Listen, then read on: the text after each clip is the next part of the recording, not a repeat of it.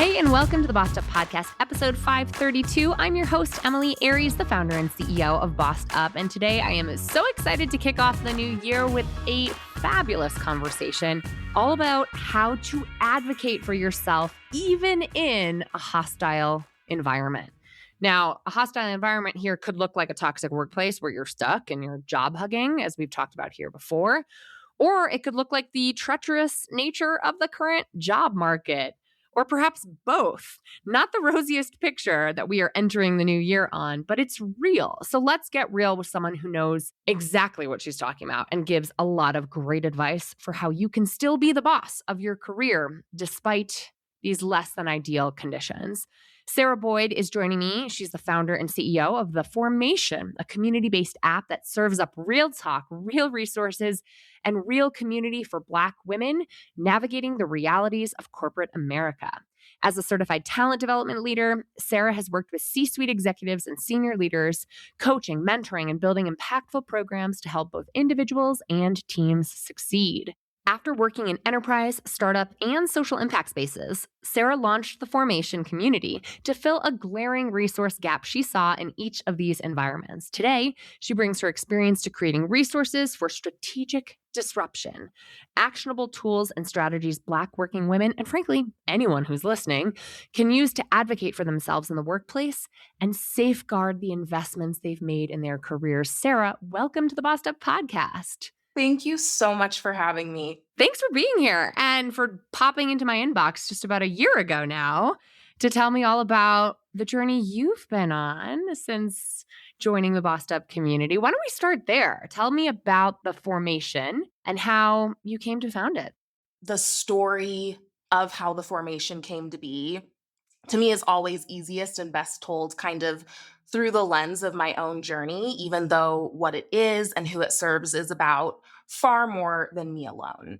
Like so many other women of color, Black women especially, as I was progressing in my career, I was having these experiences that really made me question whether or not it was going to be possible for me to have a career. I was having, these experiences that quite honestly brought me to my knees sometimes and led me to really seek out different resources and strategies and tools and insights and frameworks that I could use to overcome some of the things that I was experiencing.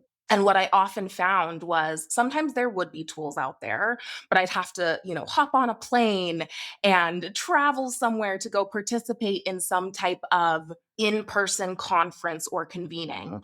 Or there would be other tools that spoke about women's workplace experiences, but completely failed to acknowledge what Black women were experiencing, how race and gender created and lended itself to my experience versus gender alone. And so after years and years of searching and having a talent development background and having an organizational development background, I just kind of one day said, you know what, I can do this. We are the ones we've been looking for. There's so much collective wisdom in our community, so much historical foresight that we can tap into. I'm going to do my diligence, research what's working for people, and use that research and the lived experiences and insights I have to put solutions together for those who are seeking them as I have been. And so the Formation, I always say it's a space for real talk, real resources, and real tight-knit community for Black working women. It's a community-based app. And within that app, you find really just a collective of Black women who are done playing the game the way we've been taught to play it and are highly interested in those tools and insights and resources and strategies that allow us to navigate these inequitable workspaces without burning ourselves out or, sacrificing ourselves in the process. And it sounds like to disrupt them for the better. Absolutely. Yeah, I love that. So let's talk a little bit about the backdrop upon which all of this is taking place. We've been emailing back and forth for close to a year now about the variety of challenges that Black women face in the workplace and that we can extrapolate from many women across the racial spectrum experience. And we were kind of struck by the most recent Women in the Workplace report from Lean In and McKinsey. What have you found from that report or other research you've done to be some of the challenges or the dangers that women and Black women in particular face in the modern workplace? You're going to get me all fired up with this report, but I will try and keep it brief and say that ironically, what that report does and what it continues to do is it continues to paint the exact picture of what we're navigating. It continues to paint this picture of organizations that are pulling back intentionally, knowingly, willingly, pulling back inclusive policies and practices that would help women of color, Black women. It paints this picture of organizations where, Black women specifically are the least supported in their careers, the most scrutinized, and often really lack the safety nets that others have. And in response to that data, what the report highlights that organizations also do is we look at that data, we see the consequences of that data, and then it gets framed as an individual problem. It gets framed as a lack of ambition. It Yeah. gets framed as, managers needing to step up more and support people, sponsors needing to support more people. And so I think that's the biggest thing I've found is, we're overworked, we're undervalued, we're hyper scrutinized. And then the solutions that continually get propped up is people just saying, oh, well, you need to have more ambition. You need to have more confidence. You need to find a mentor. You need to find a sponsor. Yeah. When it's that organizations need to be more accountable. Right. Yeah. What particularly shocked me about this latest report is that these are among the companies who voluntarily share their data with Lean In, right? These are among the companies that voluntarily participate in the Women in the Workplace study each year. And among those companies, 2 in 10 have pulled back on DEI. And so you can imagine the broader picture across companies who don't take the time out of their schedules to take part in this study. So it is a bleak picture. In fact, I think it's underreporting how bleak a picture it really is. And you're right. Like even us, we in some ways peddle individual solutions because systemic solutions are really hard to come by, right? They are challenging. But I do want to keep that frame in mind as we continue, which is like, okay, as I always say, how can we play the cards we've been dealt while we change the game?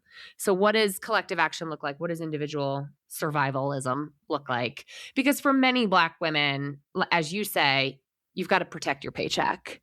And so I think a lot of us are going into 2026 with that undercurrent of fear and scarcity and this economy being weird as hell and AI coming for all of us and World War III on the horizon, knocking on all the wood. You're like, what the hell is going on already? It's like January 5 as we are recording this. And have we already entered a new world order? It's a scary time.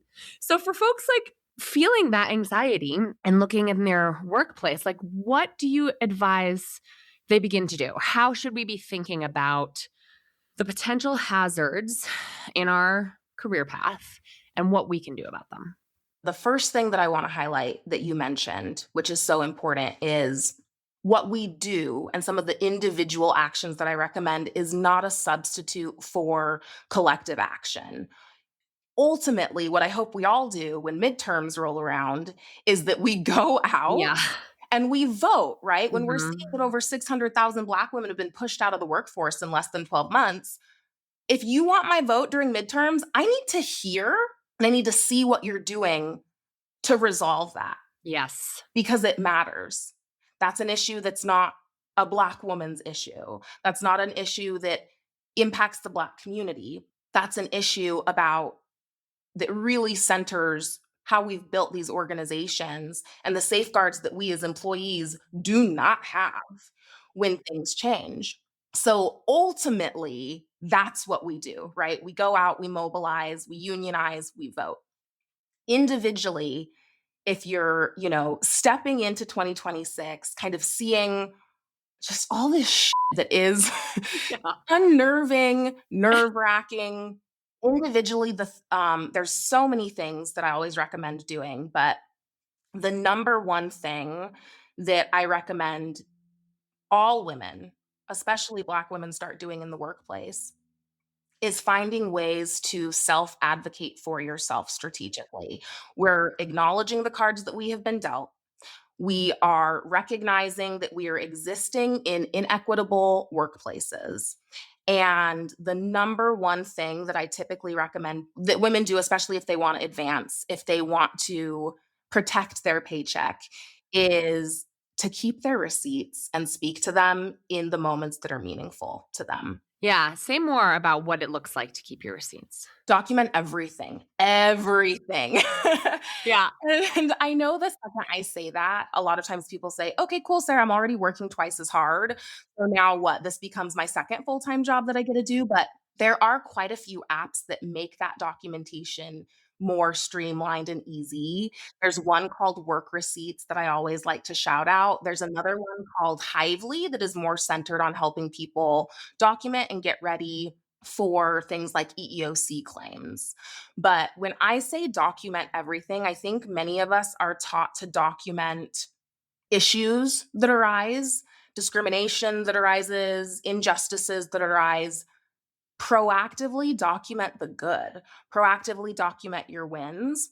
There's actually a couple different categories of work that I often recommend that we document proactively when it comes to those wins. It's foundational, stretch, and strategic work, and the way people are responding to that. That way, if something does arise where people start trying to paint you as a problem, where they start trying to say, we've kind of got these performance issues, you're not quite a culture fit, things aren't working out, that you have a load of documentation that paints a very different story. And I have seen that play out very beneficially in our favor continually.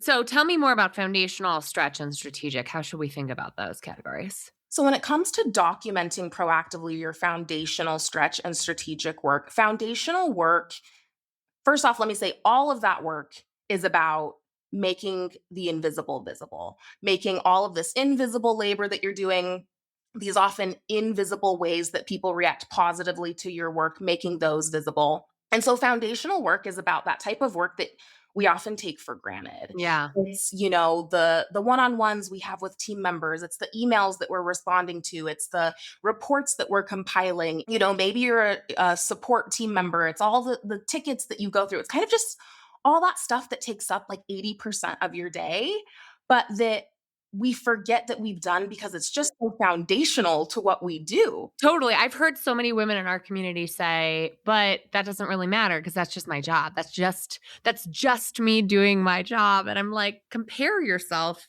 to someone who's doing your job as poorly as it can be done.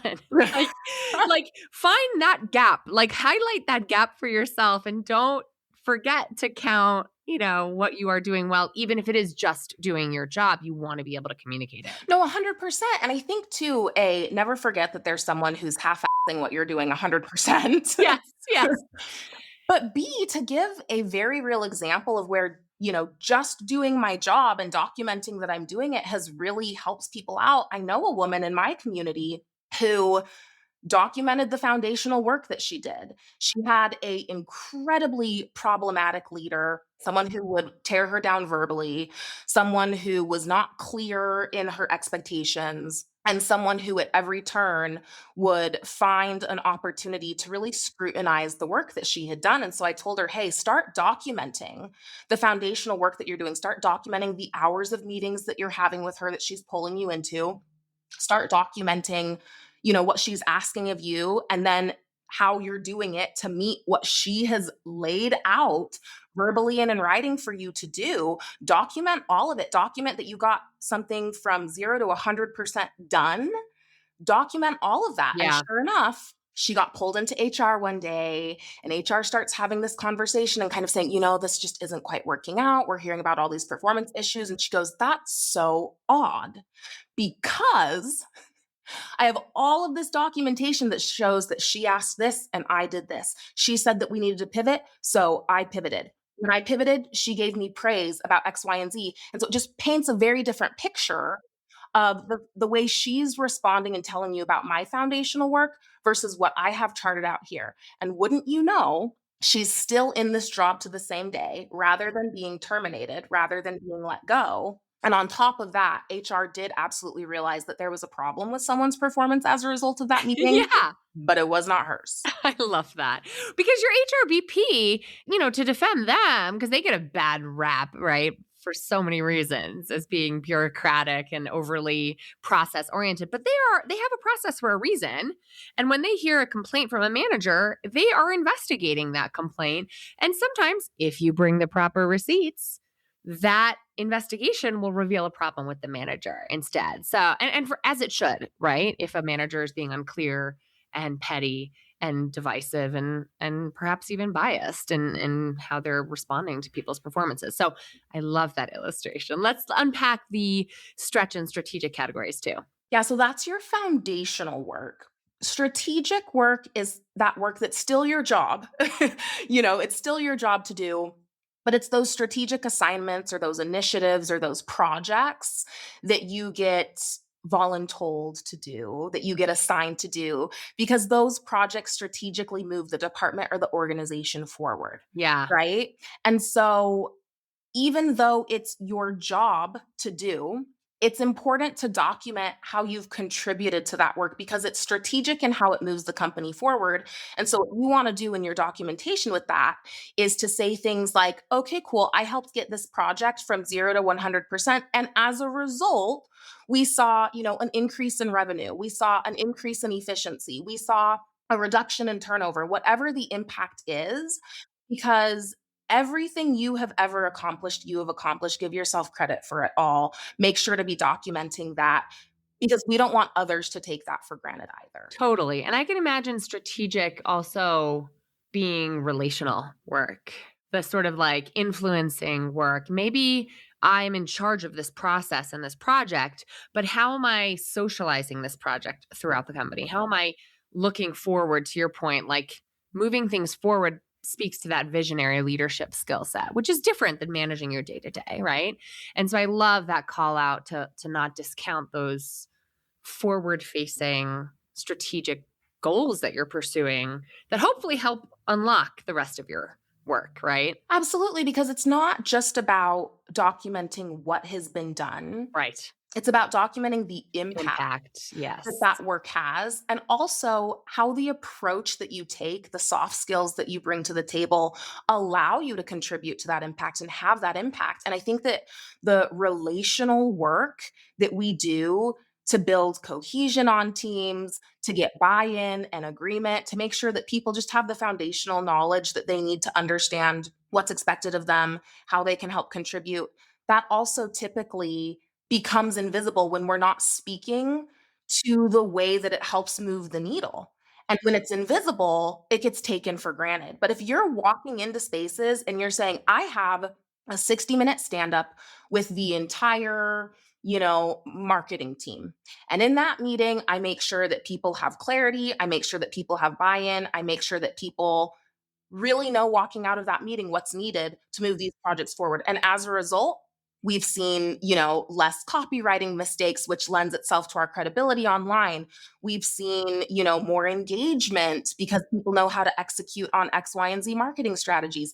There's a beautiful way of drawing those parallels and drawing that line between that relational work and what it does. But if we don't do that, then it gets taken for granted. Absolutely. I love that. So last but not least, stretch. Stretch work. So stretch work is, foundational and strategic work. It's the stuff that's your job to do. Stretch work is kind of what you raise your hand to do, even though it's not technically your job. And I think the thing that sticks out to me the most about that stretch work and why we want to document it, our approach to it, and the impact it has, isn't just that it's, something you're volunteering to do, but because that stretch work should strategically align with the goals that you have. And so when you're speaking to how you've approached that stretch work, when you're speaking to the impact that it has, don't just document that it got done or that you volunteered for it, also document the impact it had and speak to it in a way that aligns with where you're trying to go. If you're trying to promote into leadership, if you're trying to get a pay increase, then be speaking to that stretch work in a way that makes it explicitly clear, I know how to do this. I have a unique approach that I'm applying to this. And you would be well served to give me what it is that I'm advocating for. Because if not, you're just not going to continue seeing these types of results and this type of impact. Yeah, I love that category because to me, the stretch work is how you fill a gap that you're navigating, right? So if I am in this role as a junior project manager and I want to become a senior project manager, I want to get really clear on what's the gap there. What do I need to do to fill that gap?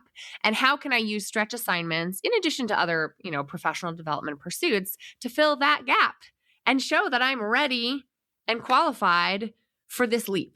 And so being really thoughtful about tying your stretch work and communicating your stretch work as it relates to your career goals is such a key point. I love that. You asked me earlier what some of the most interesting findings in my research have been when it comes to women in the workplace and Black women in the workplace. And there's one that really sticks out as we're talking about stretch work. And what I know to be true is we as women are really good at solving problems. We're really good at identifying those gaps and then plugging ourselves in as the solution. What is just so seared in my brain from this research report.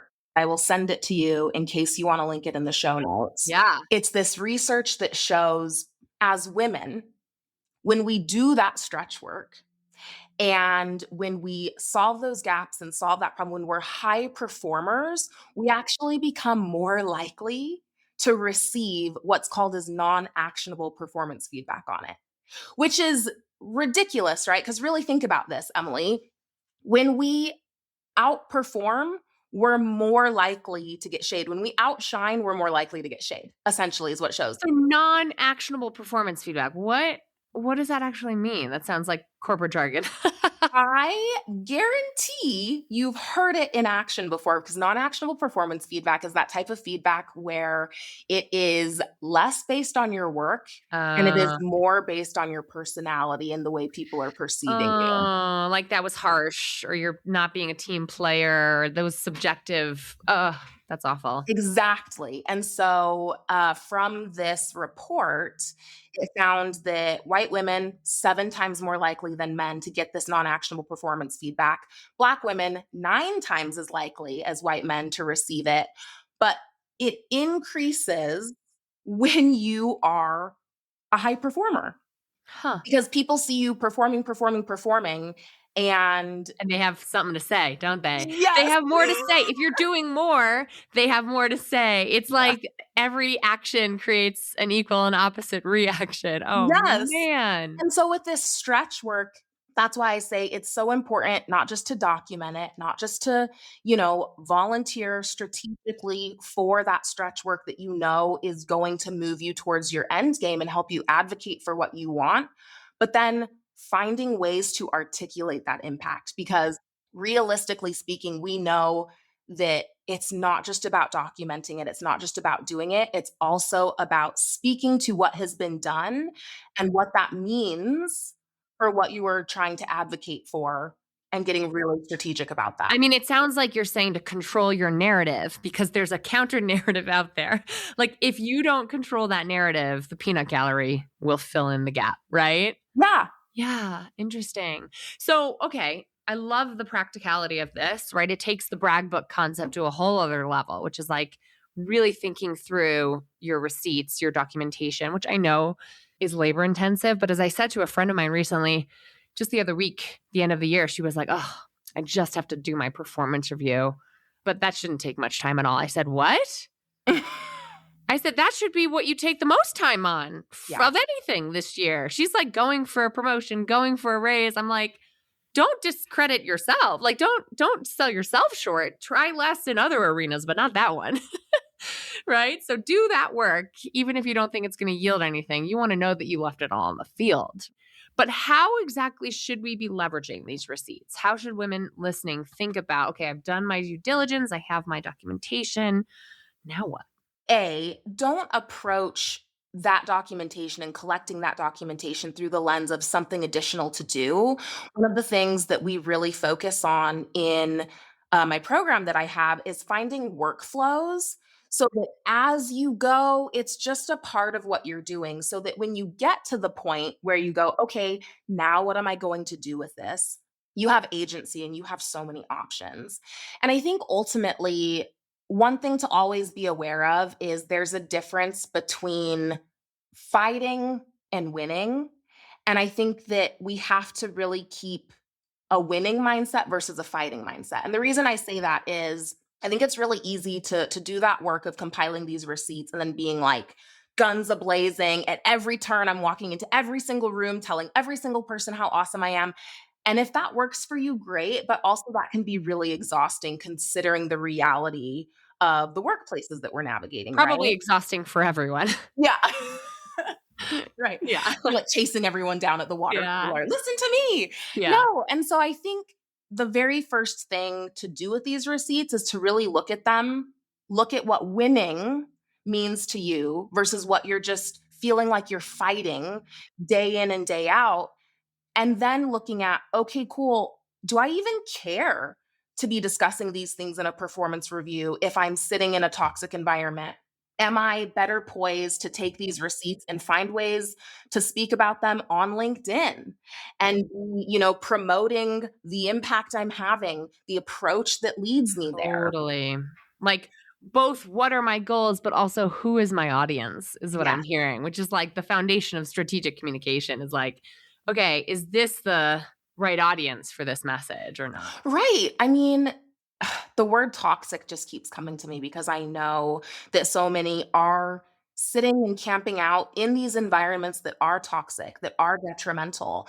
And when you talk about audience and strategic communication, if you know that the person that you're trying to communicate to is not capable of hearing you, and why are you going and beating yourself against a wall, right? Maybe you're just taking that documentation and plugging it into an app like Work Receipts because there's some type of legal route that you need to take because of what you're facing, and you're going to save your energy instead of trying to take all of that beautiful work that you've done and waste it on ears that just won't hear it. Yeah.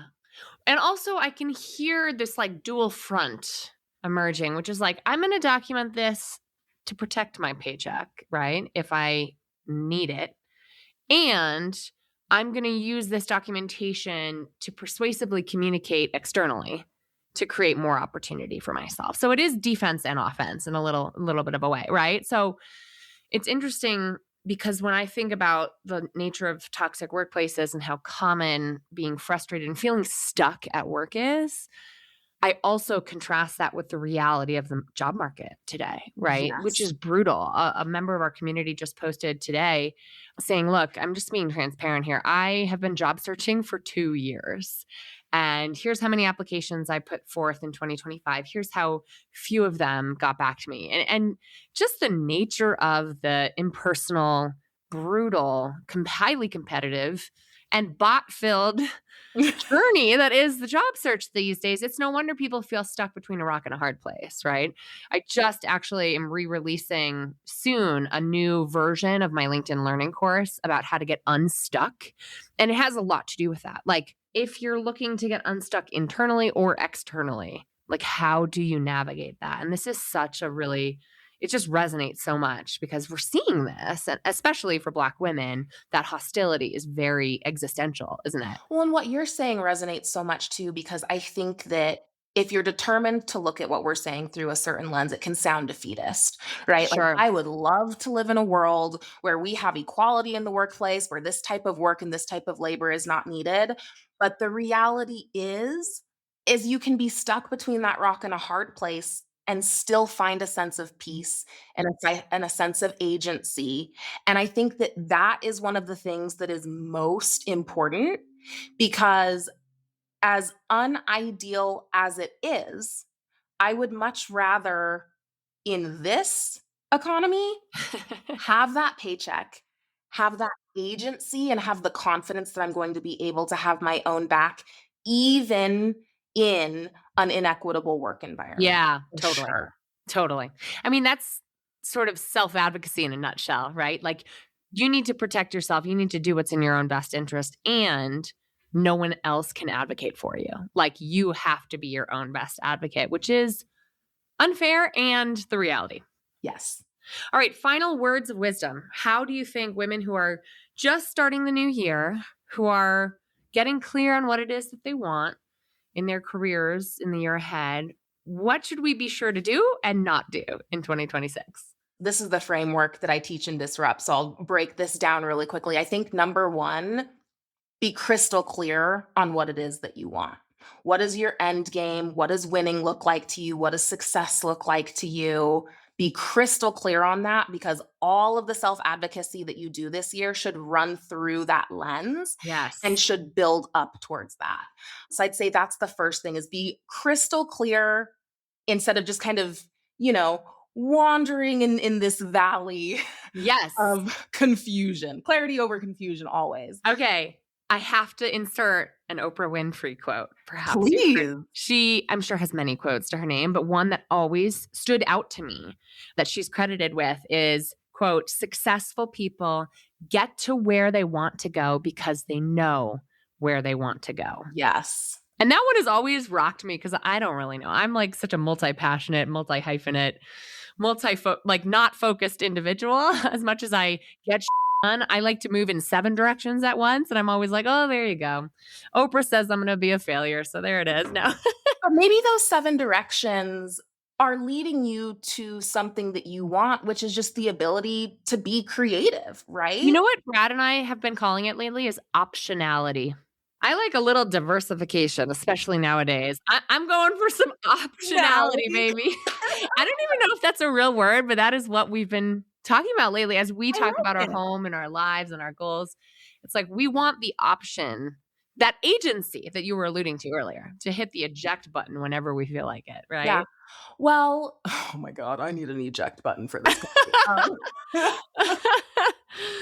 No, it's so true. Options matter, agency matters. And I think that when you have clarity about what it is that you actually want out of your life, then it helps you have more clarity about the things that you want to advocate for in your career. Yes. Oh my God. Amen. I'm subscribing right now to the Church of Sarah. I love it. All right. What should we avoid? What are the common pitfalls, challenges you see, or anything you just don't want for our listeners this year? Moving in isolation. People who've been listening to you, people who are already a part of your community kind of intuitively know this, which is that when that ground we're standing on starts to get shaky, when, AI gets thrown our way and different, return to office policies get thrown our way, when the ground starts to shift, community is what helps you find your footing and keeps you stable. And so that is the second thing I would say to do after being really clear about what it is that you're advocating for, is move in community towards that. Because it never ceases to surprise me how many people are trying to figure things out, but are doing it in isolation. Yeah. So real. So real. I feel like I've had to relearn that lesson throughout my career. And so it's such a good reminder. And no wonder we're friends. Okay, Sarah, first of all, because hello, we are so aligned on so many fronts. I'm obsessed with this. And I'm so glad we finally got you on the podcast to sort of explore all this common ground and hear your unique takes and processes and words of wisdom. Tell us more about Disrupt and where our listeners can get involved with the formation. Yeah, so Disrupt is a 6-week career strategy and self-advocacy program I created. People ask me, is it leadership development? No. Is it upskilling? No. It is literally career strategy, self-advocacy. It's getting clear about what it is that you are advocating for and why, what it is that you want in life, and then figuring out how to move towards that, even when you're kind of stuck between that rock and that hard place as a Black woman. And so if people are interested in learning more about that program, we do have a cohort that'll be kicking off in February. I created it specifically to be flexible for people who are like, oh, it sounds so great, but I cannot be sitting on, hour-long calls for 6 weeks. So it's got some self-paced components to it that people can move through. And then it also has weekly cohort connects where we kind of gather as a group and talk about how to implement these strategies in people's actual careers. So if people are curious about learning more about that, they can go to the Formations website, weareyourformation.com. Yeah. I will drop that link in today's show notes. And I'm so appreciative of you being here. This was such a delight and a long overdue conversation, but I really appreciate the words of wisdom you shared with our listeners today. Thank you for having me, and thank you for all of the work that you've done through this podcast for the past decade. Okay, those are your receipts right there. You've helped so many, and thank you for always bringing a systems lens to this podcast as well. For more links to all the resources and reports and data that Sarah and I talked about here today, head to bossedup.org/episode 532. That's bossedup.org/episode 532. There you'll also find a blog post summarizing Sarah's key points and a fully written out transcript if that's your thing. And now I want to hear from you. What are you making of this conversation? What advice can you take with you into the new year? And how are you going to be your own best advocate moving forward? As always, let's keep the conversation going in the Bossed Up Courage community on Facebook or in the Bossed Up group on LinkedIn. And until next time, let's keep bossin' in pursuit of our purpose. And together, let's lift as we climb.